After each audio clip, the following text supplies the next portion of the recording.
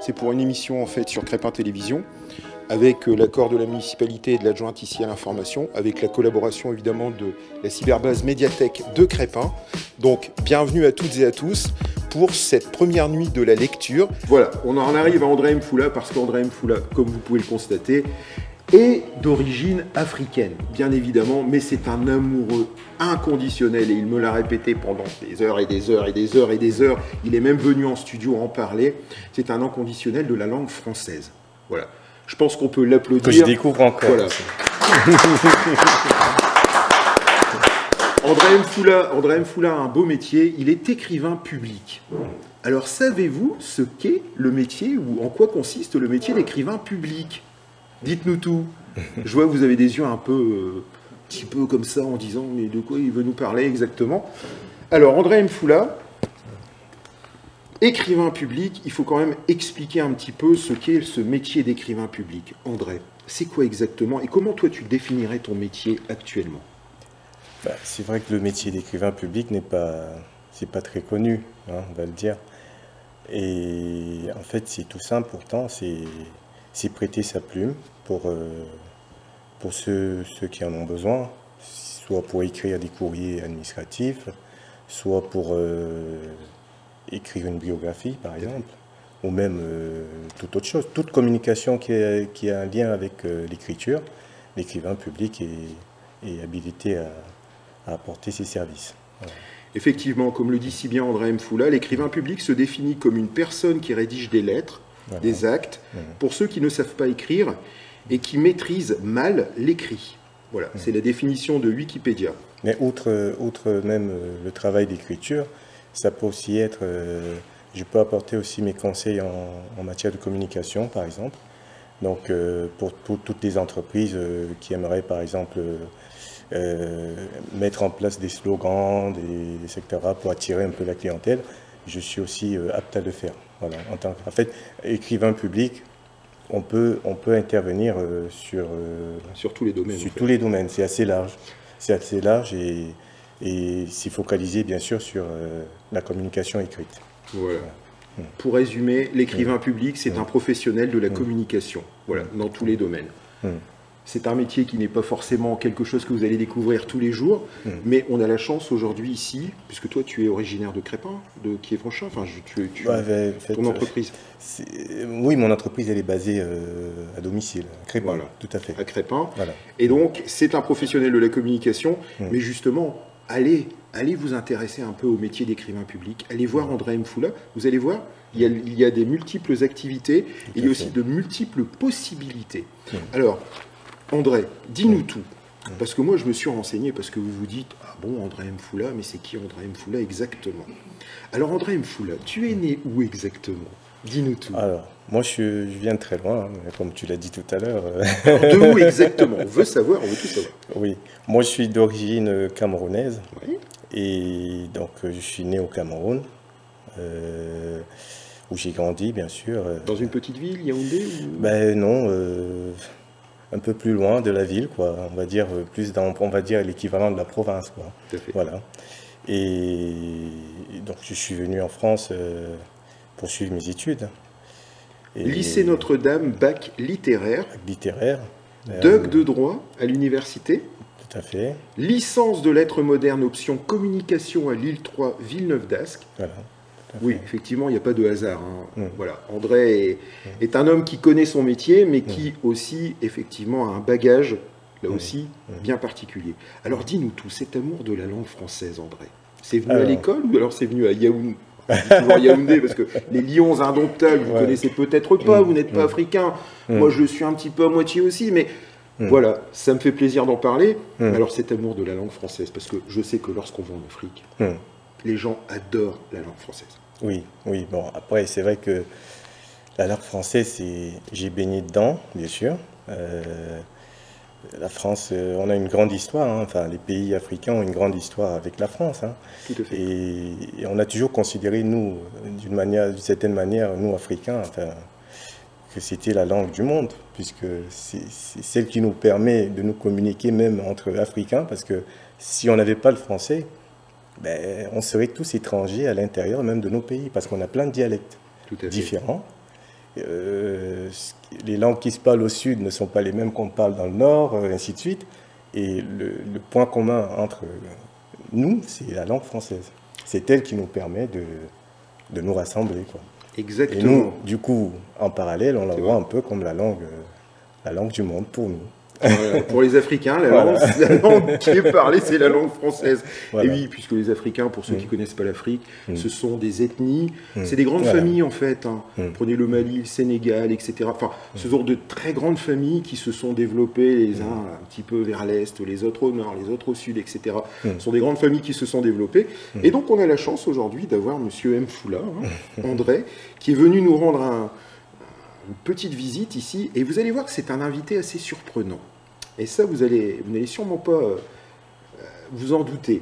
Alors, cet amour de la langue française, alors c'est vrai que ce que fait l'écrivain public, c'est l'aide à la rédaction de courriers professionnels ou privés, la relecture et correction de documents ou mémoires, de la biographie aussi. Hein. Tout à fait. Mais la particularité d'un écrivain public, et là aussi pourquoi André est chez nous aujourd'hui, ici à Crespin, dans cette première nuit de la lecture, c'est parce que André a participé à l'établissement d'une brochure sur des récits de vie. Tout à fait. Alors ça, je sais que ça te tient. Alors, je me permets de te tutoyer parce qu'on se connaît un petit peu, on s'est rencontrés dans d'autres domaines, mais je voulais quand même qu'on revienne là-dessus. Les récits de vie, voilà. Le récit de vie, alors je me permets André, le récit de vie raconte l'histoire de la vie d'une personne, hein, biographie, autobiographie, journal intime, mémoire, chronologie de vie, hein, ça va même de la naissance jusqu'à la mort, ou alors à une époque précise. Voilà. Alors pourquoi les récits de vie, André? Alors, pourquoi? Parce que c'est une bonne question, parce que en fait, quand j'ai créé mon entreprise d'écrivain public, je n'avais pas intégré cet aspect-là déjà dans mon activité en fait.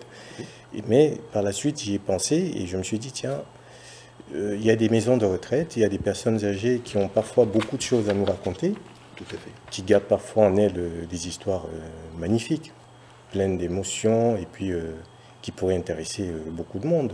Surtout que ces personnes elles vivent en reclus, enfin on va dire reclus presque, un peu isolées, on peut le dire. Elles n'ont pas souvent cette possibilité de communiquer. Tout à fait.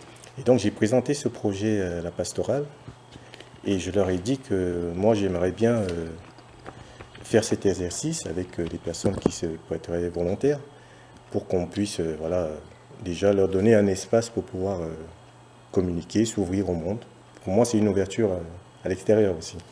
Et donc, l'exercice est simple, hein, c'est raconter un moment important de sa vie ou un fait marquant qui les a beaucoup touchés, quoi. Et de mettre ça sur une brochure. Et puis, moi, j'en ai distribué justement à ces personnes des brochures gratuitement. Hein. Alors justement, André, nous avons ici une des brochures qui concerne la pastorale. Alors vous allez me dire, mais c'est quoi la pastorale? Alors la pastorale, c'est une résidence pour personnes âgées. Une résidence pour personnes âgées à Condé-sur-Escaut. Voilà. Alors, comme vous pouvez le voir, c'est une brochure. Et vous allez me dire, mais qu'est-ce qu'on a dans cette brochure? Vous allez voir qu'on a des choses assez étonnantes. On a des récits de vie, effectivement. Alors je me permets de vous lire l'introduction parce que c'est très intéressant. L'amour que la personne âgée porte à l'égard de ses enfants, ses petits-enfants, sa conjointe ou son conjoint ne vieillit pas. Il demeure intact, se rendre au fil du temps. Il traverse donc tous les âges et les époques sans perdre une ride. Il est possible que la parole se raréfie avec l'âge. Dire son amour peut se manifester d'une autre manière. Une main qu'on avait l'habitude de prendre pour la câliner, un simple regard chargé de tendresse et d'affection, ou parfois un geste, une petite grimace rigolote et complice pour dire à tout à l'heure, qui vient subitement rappeler le moment où on déposait sa fille, son fils ou ses petits-enfants à l'école. Eh bien André, moi je te vois souvent déposer tes enfants à l'école, avec un petit geste aussi de temps en temps, parce que tu les regardes tes enfants. Donc ces manifestations d'amour restent éternelles et défient le temps.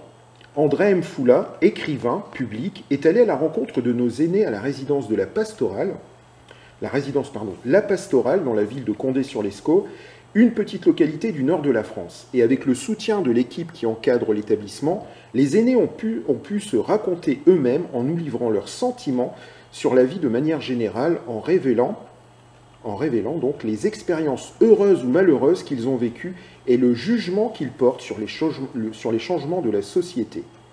Alors vous allez voir que c'est un exercice délicat qui peut sembler insurmontable, et pourtant nos seniors ont de véritables trésors cachés à nous révéler. Il suffit simplement d'emprunter le chemin qui nous conduit à eux pour en faire l'émouvante découverte. Alors je me permettrai, ou alors si voilà, je me permettrai de lire un récit de vie. Vous allez voir, c'est assez impressionnant. C'est assez impressionnant. Je vais vous lire par exemple Donaldine, ma blessure et le pardon. Alors, bonjour, je vous présente mes meilleurs vœux. Bonjour monsieur, meilleurs vœux à vous également. Donc je suis André, l'écrivain public, et là la personne âgée dit « Ah oui, je vous attendais, moi c'est Donaldine, comme Donald. » Et là il y a des rires. Voilà. Alors, notre écrivain public dit « Parlez-moi de vous, de vos souvenirs, de votre vécu. » Et là on entre dans le vécu de cette dame. Je me nomme Donaldine, je suis âgée de 74 ans, j'ai été mariée 2 fois, j'ai eu 3 enfants, papa était mineur, d'origine polonaise, c'était un bon père qui était en revanche assez peu démonstratif sur le plan affectif. Il a d'abord travaillé dans la mine de Calonne-Ricouart, dans le Pas-de-Calais. Ensuite, nous avons déménagé dans le Nord, où il a trouvé du travail sur le site d'exploitation minière, la fosse Ledoux, à Chabot-la-Tour. C'est ici à Condé-sur-Escaut.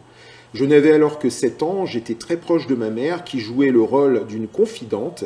À cette époque, il était beaucoup plus facile pour une fille d'exprimer ses petits soucis d'adolescence à sa maman plutôt qu'à son papa. D'ailleurs, cela semblait évident, et même de nos jours, les choses se passent encore ainsi. Mais curieusement, la relation que j'entretenais avec ma mère ne fut pas joyeuse. C'était une femme au fort caractère, assez possessive, qui avait fait de moi une marionnette docile qui lui devait une entière obéissance. À l'âge de 15 ans, ma mère avait choisi pour moi un homme que je devais épouser. En réalité, je n'avais pas de choix. Ma mère avait jugé que c'était l'homme qu'il me fallait et pas un autre. De toute évidence, mon avis sur une question qui me concernait, pourtant au premier plan, n'avait plus aucune importance. Ma mère m'avait trouvé un mari et je me devais de l'épouser. Telle était sa décision. Il fallait s'y plier. Mon fiancé me rejoignait régulièrement dans le domicile que je partageais avec mes parents. L'emprise que ma mère avait sur moi ne me plaisait guère. Mes choix, mes désirs, mes envies devaient s'accorder aux siens. En réalité, je n'existais pas vraiment. Mon existence était prise en otage. Je trouvais cette relation étouffante et pourtant j'avais réellement besoin de ses conseils dans ma vie de jeune femme qui faisait ses premiers pas dans la découverte du monde. Avec mon premier mari, j'eus 2 enfants, mais notre mariage fut de courte durée. Cette union brève fut l'œuvre de ma mère qui voulut me séparer de l'homme qu'elle avait pourtant choisi pour moi. Mais déjà, c'est vrai que cette dame, elle m'a un peu raconté son histoire. Donc je recueillais toutes ces informations, mais c'est vrai qu'il y a un truc qui était assez fort, c'est que j'avais envie de transcrire vraiment ses émotions. Parce que moi, je ressentais beaucoup d'émotions par rapport à ce qu'elle me disait. Et le but, c'était de retranscrire par l'écrit tout ce qu'elle ressentait. C'était l'objectif, en fait. Après, c'est vrai que bon, ça reste quand même, on va dire, du cadre. On a gardé un peu l'aspect, on va dire, privé, parce qu'on ne donne que le prénom. On ne donne pas forcément le nom. Ouais. Voilà. Mais j'ai préféré ça parce qu'en fait, la personne, ça ne la dérangeait pas de mettre son nom. Mais je lui ai demandé de mettre que son prénom. Et parce que, bon, voilà, c'est une histoire quand même qui la concerne elle et qu'elle veut faire partager, quoi. Le but, c'est qu'elle puisse en parler. C'était ça l'objectif. Et que ses émotions soient bien... Et comment ça se passe dans ces cas-là? La personne passe par tous ces états ou alors c'est l'écrivain public qui passe par tous ces états? Dis-nous tout, André. Bah, les deux, finalement. Les deux? Ouais, parce que finalement, son histoire me submerge, quoi. Voilà. Je me sens presque plongé un peu dans sa vie, d'une certaine manière. Voilà.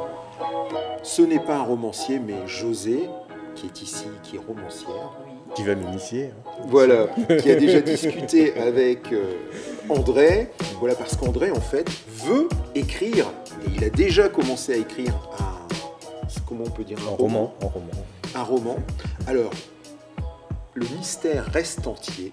André n'a pas donné beaucoup de détails sur ce roman parce que je pense que ça lui tient à cœur. Et je sais qu'il a pas mal échangé aussi avec José, avec Joe. Qui m'a beaucoup conseillé aussi.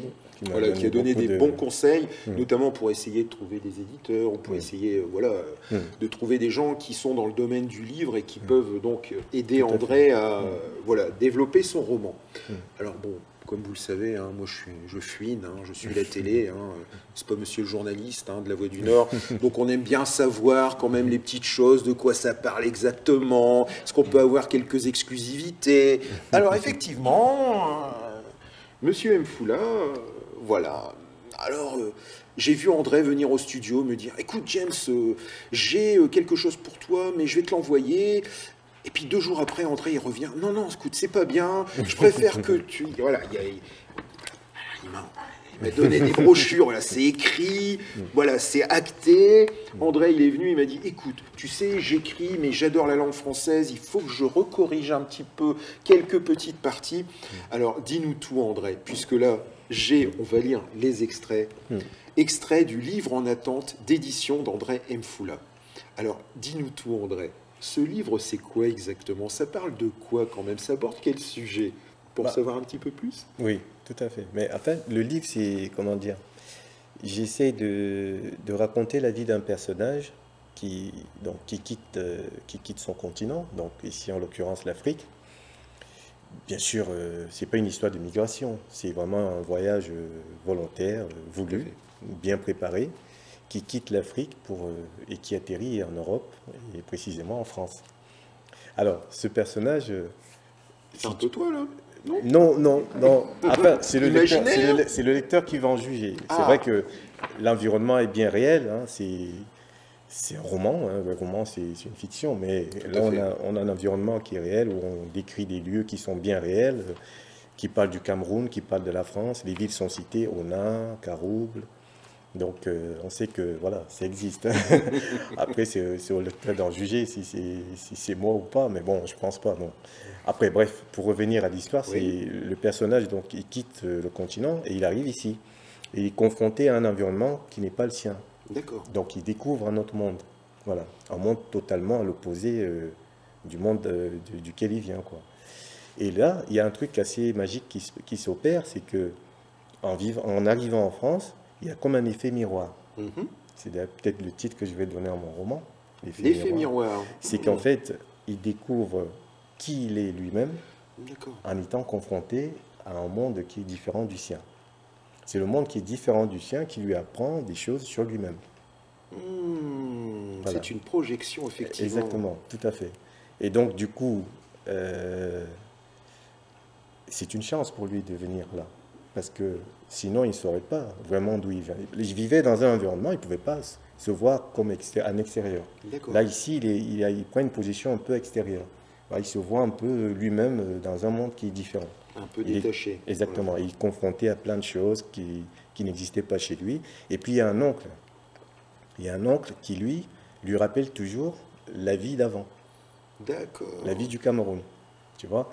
Et c'est une histoire c'est une aventure assez, je trouve assez riche pour le personnage. Parce que, voilà, c'est un parcours, il y a des surprises, il y a des rebondissements, et puis il y a beaucoup d'humour aussi. Il y a beaucoup d'humour. À l'africaine? Dis-nous tout. À l'africaine, déjà, il vient du Cameroun, et ce qui fait même déjà de l'humour à la base, c'est cette discordance, quoi, des milieux, en fait, d'où il vient et ici. Et c'est pas toujours le même humour, mais en même temps, ça donne de l'humour. Effectivement. On va dire cocasses. Ça devient un peu de l'humour malgré lui, quoi, en fait. Alors, premier extrait.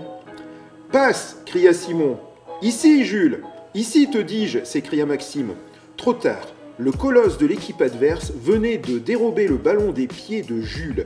Il fonçait comme un taureau vers les buts gardés par Martial, faisant voltiger tout ce qui pouvait avoir la fâcheuse prétention de barrer son chemin, tel un joueur de rugby.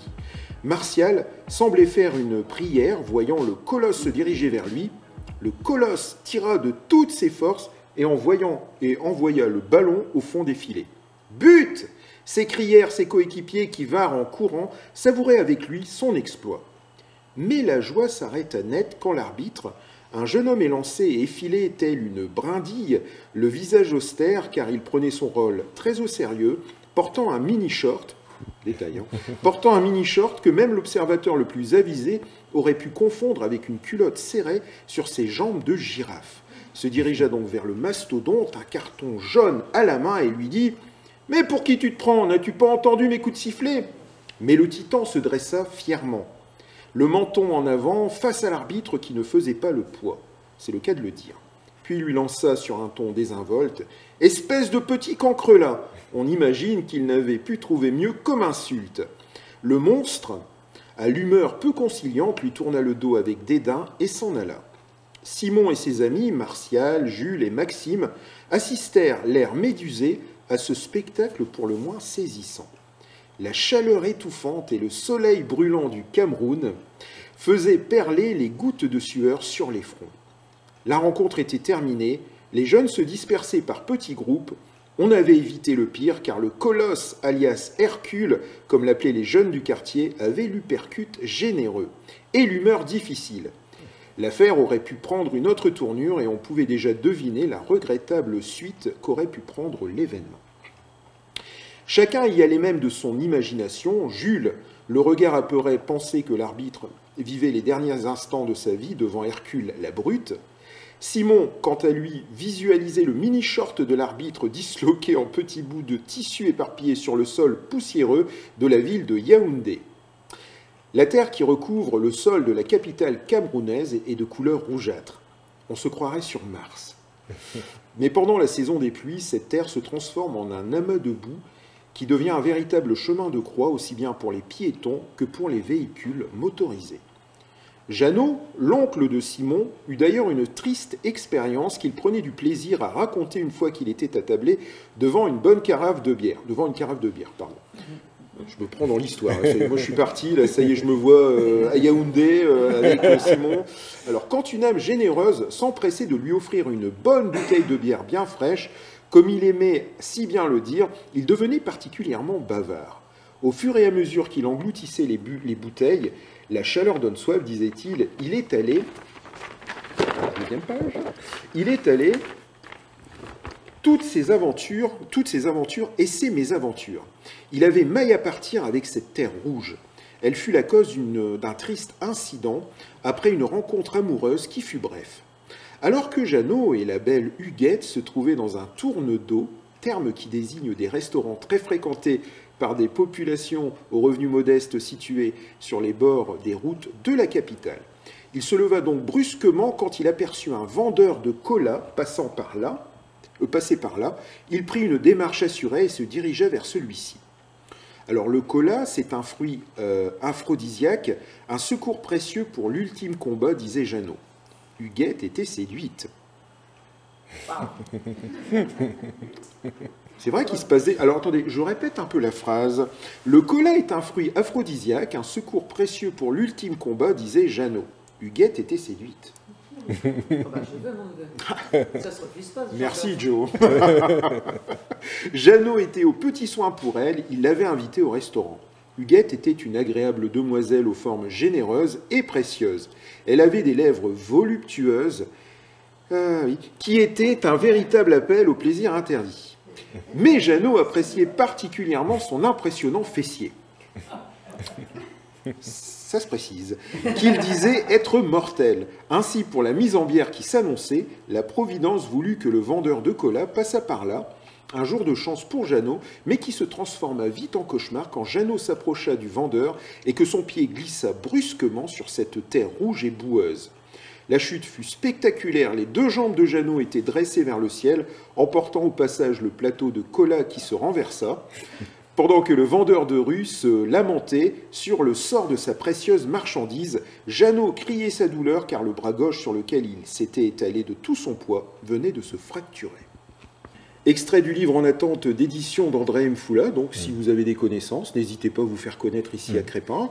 Si vous connaissez des éditeurs, ou si des éditeurs verraient cette émission également, n'hésitez pas à contacter soit la mairie de Crespin ou carrément d'aller voir le site et, j'allais dire, l'adresse internet de monsieur André M. Foula. Et vous verrez que, voilà. Et mais cette émission m'offre justement cette belle opportunité pour pouvoir lancer cet appel pour les éditeurs qui seraient intéressés. Mais tout à fait, les éditeurs parisiens, hein, n'hésitez pas, les éditeurs de Bordeaux, de Tours, voilà, il y a beaucoup d'éditeurs, même dans le sud de la France et même dans le nord de la France, même les éditeurs de Lille, hein, il y en a quelques-uns. N'hésitez pas, André M. Foula, et nous avons aussi voilà, Joe Briquet-Dubois, qui est aussi ici et qui écrit son deuxième roman. Alors, je vous demanderai quand même d'applaudir ces deux artistes qui ont fait l'effort et qui ont eu aussi la bonne idée de venir voilà, nous divertir pour cette première nuit de la lecture ici à Crespin, une initiative de la mairie de Crespin par son adjointe à la communication, Madame Manino, avec la collaboration de Guillaume Pichon et de Sabine de la cyberbase Médiathèque. Voilà, on a la chance d'avoir deux auteurs locaux. Merci.